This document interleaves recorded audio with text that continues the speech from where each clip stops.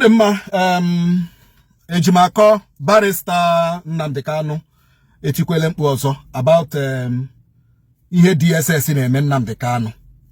Ịma agabuola ụlọ ikpe gwa ụlọ ikpe lekwe ihe DSS na-eme Nnamdi Kanu. Na DSS anaghị ekwe ka Nnamdi Kanu hụ dọkịnta ya. DSS Ejimako na Nnamdi Kanu kpawa nkata na DSS facility.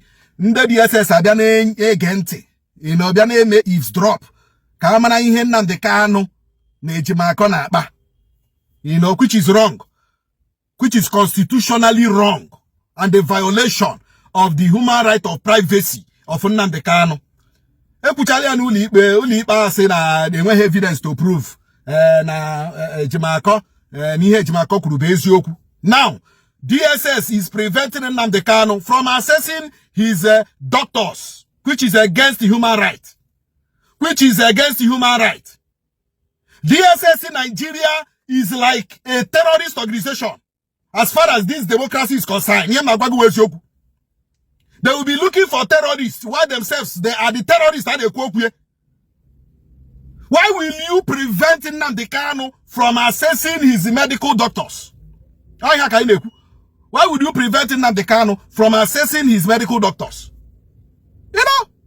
For the DSS in Nigeria, DSS in Nigeria, or Nahana Secret Service in America, or CIA in America, since they are claiming to be operating a presidential system of government whereby they are doing in American name, why is it that they cannot do exactly other security agencies? That is the problem we are having. That is the issue and the problem we are having. It is high time the federal government called DSS to order.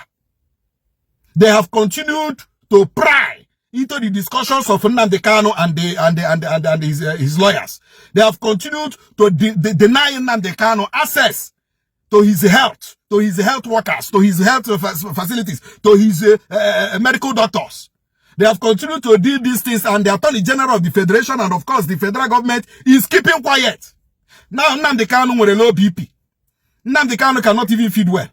Nnamdi Kanu's health is deteriorating, and the DSS is at the head of all these things. DSS in Nigeria, let me tell you the truth. Let me tell us the truth. DSS in Nigeria, there is no way any of them gapo rural security outside Nigeria. Hey, Mofuma. Of course, in that DSS in Nigeria is just like ordinary vigilante.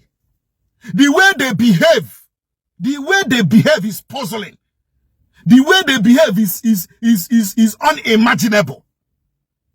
They should allow Nnamdi Kanu access to his medical doctors. Ndi Igbo si na akụkata aka n'obi egosi ndị mmụọ ebe ndị mmadụ. Ndi Igbo si na ebe nwata na ebe akwa atụ aka ma nne ya anọghị ya na ya anọrọ ya. Ndi Igbo si na okenye anaghịkwa na anọ n'ụlọ ewu amụọ n'ọgbịrị.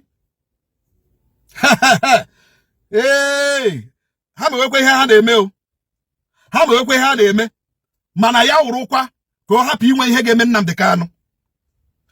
Ha zuzuwekwa ihe ha na-ezuzu. Mana ya wụrụkwa ka ọ hapụ inwe ihe ga-eme Nnamdi Kanu na dia gịnị na dia custody. Ozi mgbe ihe mere Nnamdi Kanu na dia custody ka ihe ahụ ha tụga n'ahịa ha ga-azụta ya. Ihe mere Nnamdi Kanu na custody ihe ahụ ha na-atụ anya ya ga-eme. But we pray. As we are praying for peace in Southeast, we are praying for peace in Nigeria. DSS should be beacon of peace and beacon of justice. We know they flout even court judgments. They are above judgment in Nigeria. They are above judiciary in Nigeria. We know that. They are above. They had a woman to take mad in their facility. Onya ha no many years. Court to sigodi to haponya. Court to sigodi botonya no libe. Ha. That is their modus operandi in Nigeria, and it is a shame. It is a shame that in Nigeria, the federal government is allowing DSS to be behaving this way. It is a shame that the federal government of Nigeria is allowing DSS to be getting away with the flouting of court judgments, with the judiciary in instructions. It is a shame. They should release Nnamdi Kanu. They should allow him access to medical doctors. DSS Nigeria. DSS Nigeria, how many times ka I kpọrọ unu? Ọ dịkwa mma. Ụbọchị nta, anyị achụ ya na Onwere nchi.